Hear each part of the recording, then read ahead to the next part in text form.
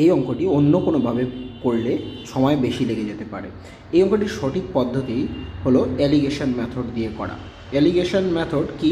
সাধারণত কি, বিভিন্ন দামের জিনিসের যদি মিশ্রণ বা গড় করার যদি কনসেপ্ট আসে, তো সেক্ষেত্রে আমরা কি এই এলিগেশন মেথডটি ইউজ করি। ওকে, তো আদার মেথড আমরা মোটেও এখানে অপ্ট করব না।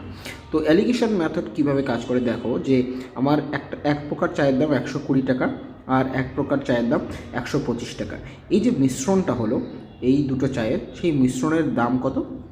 মিশ্রণের দাম হলো 120 টাকা।